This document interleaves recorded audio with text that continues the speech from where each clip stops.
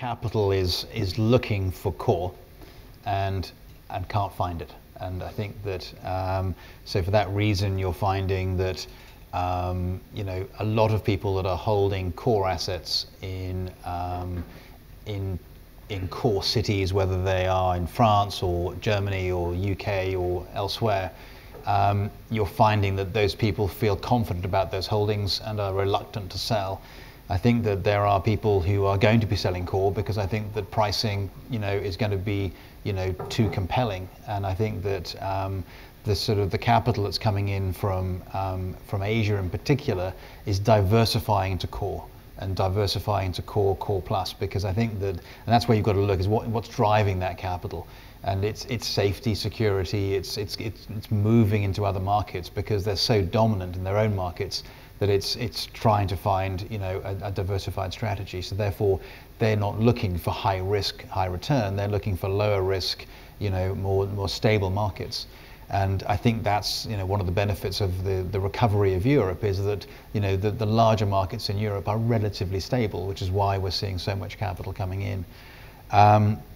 I think you are seeing a drive, and just going back to retail actually, Henrik, it's quite interesting. You're not seeing a lot of global capital heading into the shopping centre market.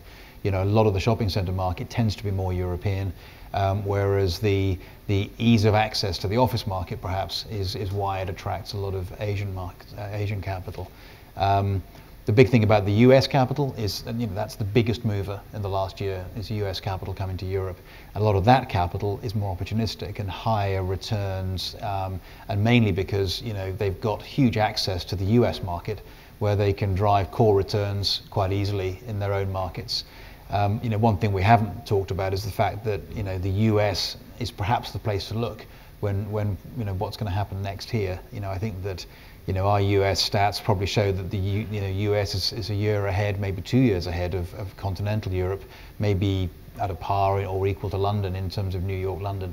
But certainly that drive of US capital to Europe is because of the performance and the drive of the US market and the need for returns in a recovering Europe.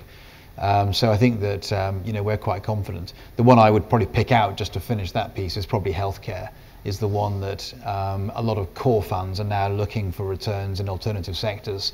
And I think that the big one that sits out there is healthcare in terms of the kind of leases, the kind of returns you can drive from pretty secure tenants in fairly core markets. So I think that you're going to see more and more of that in the years ahead.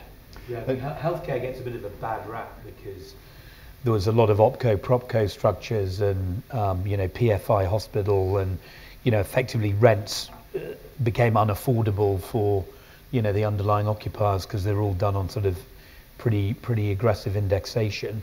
And I think in Germany and the UK, there's still a lot of sort of busted healthcare operators, property structures. But I think actually there is an opportunity actually to come in, buy those, reconfigure them, change them, reorientate them, and make money. I think the Asian investors typically don't buy retail, big shopping centres because they're operational assets. So, you need to be managing a shopping centre pretty aggressively. And I think the whole operational nature of that means that the Asian capital would prefer to buy a building like this where it gets a quarterly check from CBRE. Thank you.